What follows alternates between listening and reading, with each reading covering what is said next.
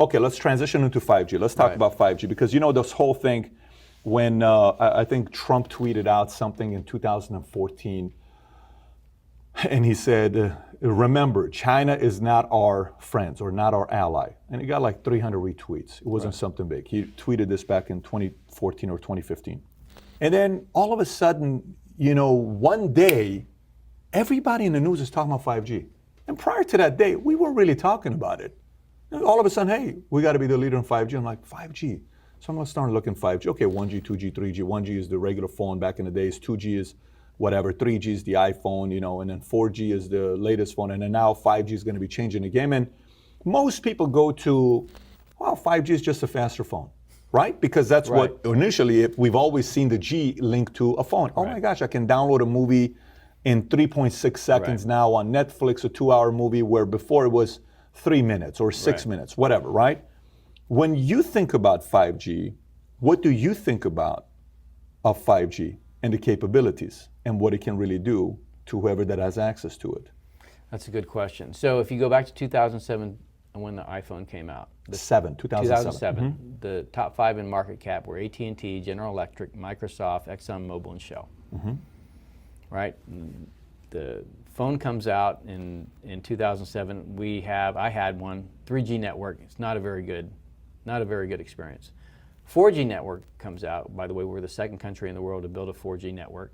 Now you've got something, right? So when Steve Ballmer laughed at Steve Jobs, said, we don't need one of those. When you took the platform, which was the iPhone, and you married it up to the 4G network, which was the pipe for data, and it was a fast enough pipe, now you could create the apps, services, and business models that in 10 years led to the top 5 in market cap being Facebook, Amazon, Netflix, Google, and Microsoft, right? So the Chinese see this and they're like, the platform and the pipe. So the smartphone, this iPhone, which was the first one, then Android. So Apple and Google, right, dominate the mobile platform that the app services and business models of that economy are built on.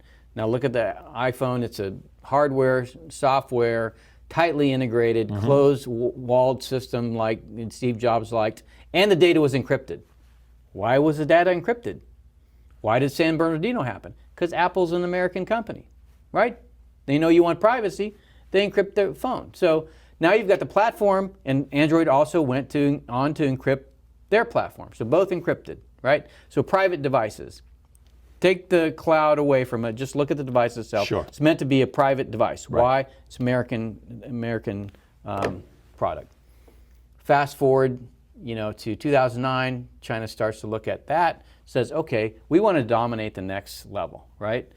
Not just the technology. We want the apps, services, and business models to be Chinese companies. And so Huawei gets hundreds of billions of dollars to develop 5G and ZTE. But then you have Baidu, Alibaba, and Tencent. So they're behind the Chinese firewall. They're protected. You can't have the fangs going in there. It's just the bats that control the e-economy within China.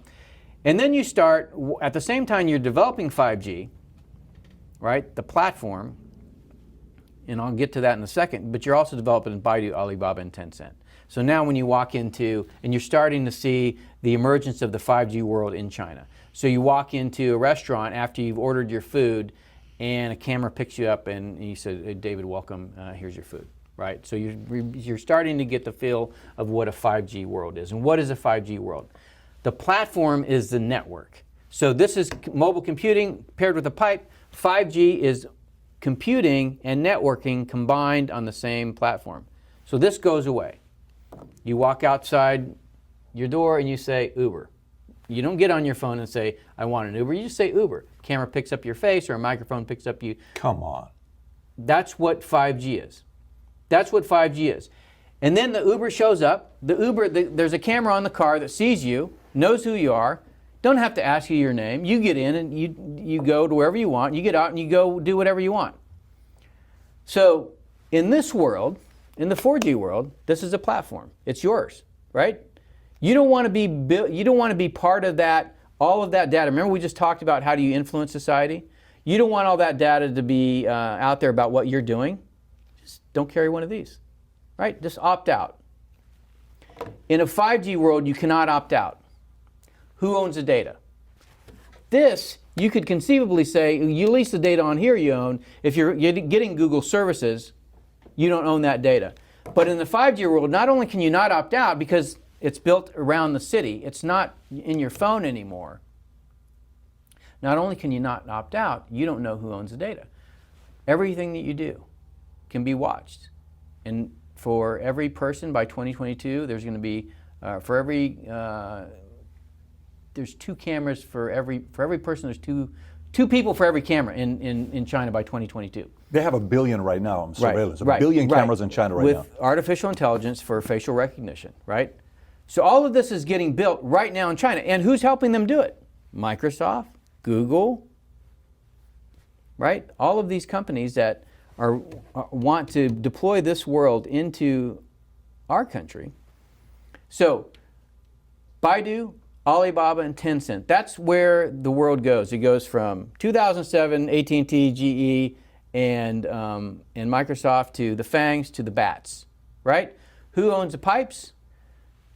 Me as a B2 guy, the first thing I look at in the country is where's the telecommunications? You've got to take that out, number one. But if rather instead of taking it out, you own or control it, so Huawei builds the pipes, then because you're behind the Great Firewall, you've built the app services and business models of the 5G world. And you're, like I said, you're already starting to see that. You know, where your facial recognition is built into your interaction when you go into a restaurant, or when you go into a store, or when you go into a bank. You know, everything's about, you know, the device is connected. Then as you build the network, then those proliferate. So 4G network, 10,000 devices per square mile. 5G network, 3 million devices per square mile. You're not going to carry 12 smartphones. You may not even carry a smartphone. 10,000 to 3 million? 10,000 to 3 million. That's what 5G does. The connectivity explodes, right? So that allows you to put devices literally everywhere that can make your life more convenient or can track you. There's a bike in DC. It's called Mobike. Have you seen these things? They're silver and orange. Look out for them next time you're in DC. They're silver and orange, called Mobike. They had them when I was in 2016 when I get to Beijing. You take your phone, and by the way, I took a phone, right, a phone that I threw away when I got home, and I had said, You threw it away when you got home. I threw it away when I got home. Load all the apps on it that a Chinese person has so I can understand what they do. You never have to carry a wallet. You never have to carry a key. It's all done on your phone. You can pay anybody, anywhere for anything, and they do. 900 people are on WeChat, and they spend 90% of their time in app doing things, or, you know, ordering airline tickets, buying food, whatever you want. You can have anything you want. 900 people or 900 million? 900 million people. Okay, so let me explain to you how effective what they built is. I have one of the guys working for me on one of these Mobikes. Now, the Mobike it's just parked there in the street with a lock on it. You go over, you hit a QR code on your phone, it unlocks the bike, you get on it, you ride it, and you lock the bike. Okay, so where does that data go? They know it's you. You got on that bike, you went 2 locations, okay, or you went to a location, so that data is available. So I have one of my guys, he gets on a Mobike, rides somewhere, has his iPad in the basket, gets off the bike, comes back to the embassy, and realizes, I forgot my iPad. Goes into the regional security office and says, I forgot my iPad and my bike. Calls a local public security bureau, and those guys call the guy that's got his iPad on his phone, on his cell phone, and say, can you bring the iPad back to the embassy? That's how wired Beijing is right now. So if I'm, and by the way, I heard about self-regulating brake pads, self-regulating. Is that really the case? Like your brake pads are going to be fixing them? Everything. There is the very high speed, low latency things like if you need a surgeon in Dallas to perform surgery on somebody that's 60 miles away, he can do that from his office in Dallas, and you can have a robot, you know, in 60 miles away doing the surgery. It's called the tactile internet. That's coming. That's part of this fabric. In addition to this kind of low power thing like you're talking about that just sends a signal, hey, I've got somebody passed by this location, or I need to change a brake pad. All of that is built into the 5G network. So it really becomes a network of machines, not a network of people. But more importantly, there is terabytes and terabytes of data that's created about you. and you have no control over it. And the people that do have control over it are the large tech companies, and increasingly, because 5G, not just Huawei builds a network, but the 3GPP standards, which is the industry standard making body, has been dominated by China. And so not only the standards have been dominated by China, the underlying patents for the technology of 5G have been dominated by China. So even if you're not building Huawei, you're still building Chinese technology into your network. So you have Baidu, Alibaba, Tencent, Huawei, you have the technology, and you have the app services and business models. You have everything you need, right? So you used to have Facebook, Amazon, Netflix, Google dominant. As those other companies become dominant because they've created the 5G world, now you're going to see the ability for China to deploy control literally everywhere. So why would we want that technology? Why would we want that technology in the US? Precisely. Which is what the fight about Huawei is. But I take it a step further. I say, even if you're building Ericsson, Nokia, or Samsung, because China dominates the standards and the technology, you're still building a lot of their technology into your network.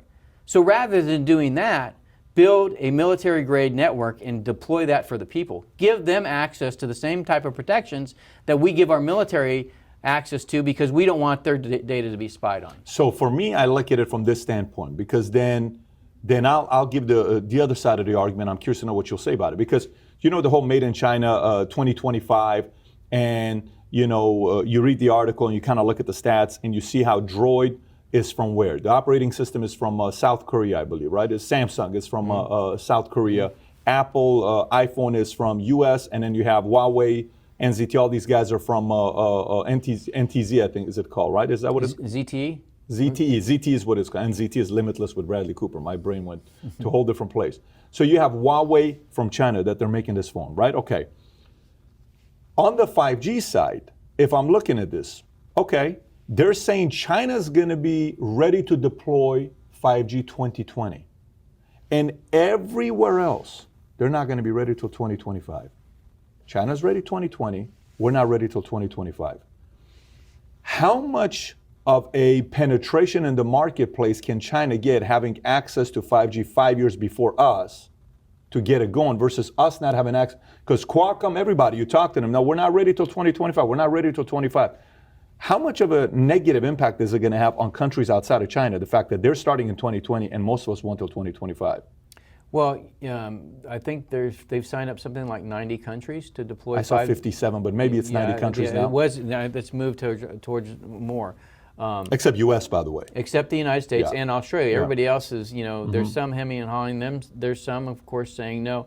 But essentially, they have the lead. This was an industrial strategy on the part of China. It's really about seeing the future, and this is what I give them credit for. When in my book, I call it a beautiful strategy, because I think it is the most incredibly well thought strategy that I've ever seen.